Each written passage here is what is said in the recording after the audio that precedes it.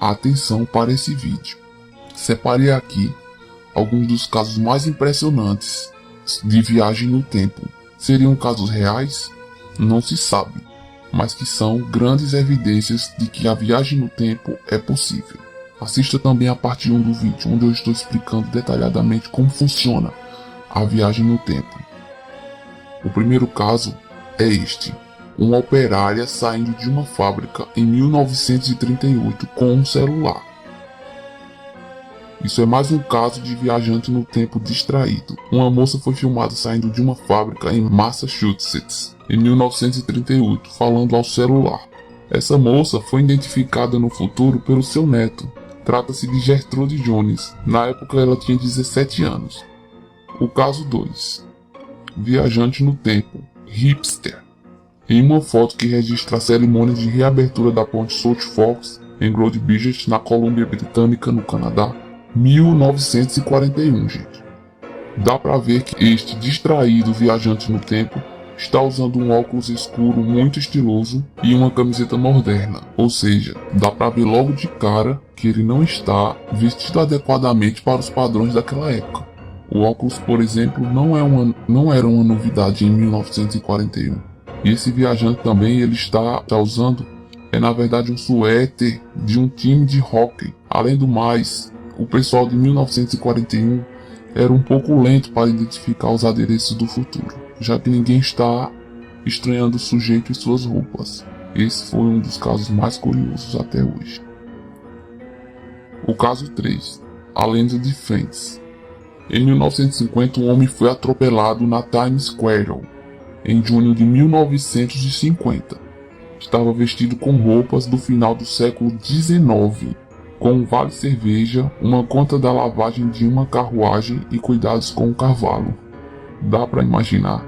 Estava com uma carta datada de 1876 e com $70 e cartões de visita. Tudo novinho, só que não. E o mais impressionante, a descrição batia com a denúncia do desaparecimento de um certo Rudolf Fentz, que sumiu em 1876, quando tinha 29 anos.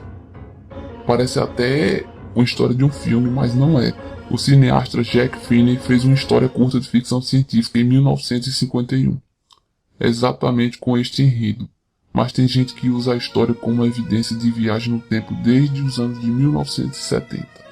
O que é impressionante é que Rudolf Fentz sumiu em 1876, quando tinha 29 anos, e apareceu no futuro em 1951 com a mesma aparência, antes de ser atropelado.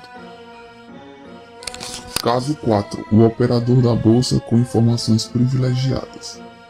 Se você fosse um viajante no tempo, por que perderia tempo a aparecer com um celular em um filme de Charlie Chaplin? Se você poderia usar informações sobre a bolsa de valores e fazer uma fortuna. A história do jornal Weekly World News afirma que, com um investimento inicial de $800, que é cerca de R$1.600, o esperto viajante do tempo Andrew Curzon conseguiu juntar $350 milhões, cerca de 700 milhões, em 2 semanas. Com um investimento inesperado que renderam muito e que deixou muitas autoridades da época preocupados pela estranha sorte deste indivíduo, a maneira de como conseguiu tanto dinheiro em tão pouco tempo. Em 2 semanas, com investimentos inesperados que renderam muito. Isso deixou muitas autoridades da época preocupados pela estranha e grande sorte deste indivíduo e da maneira como conseguiu tanto dinheiro em tão pouco tempo. Caso 5. O estranho caso de John Titor. Um caso interessante ocorreu entre 2000 e 2001. Um certo homem chamado John Titor postou algumas mensagens em um fórum da internet, alegando ser um viajante do tempo e ter vindo de 2036. Ele até mesmo descreveu sua máquina do tempo, com explicações detalhadas de como criar uma máquina do tempo, além de falar sobre muitos eventos que acontecerão no futuro. Bem, até agora ninguém conseguiu ainda montar a máquina do tempo. Caso 6.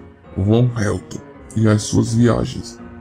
Essa é uma interessante prova de uma viagem no tempo. Von Helton. Essa aí é uma foto dele em 1857. Outra em 1916 1945 e no presente.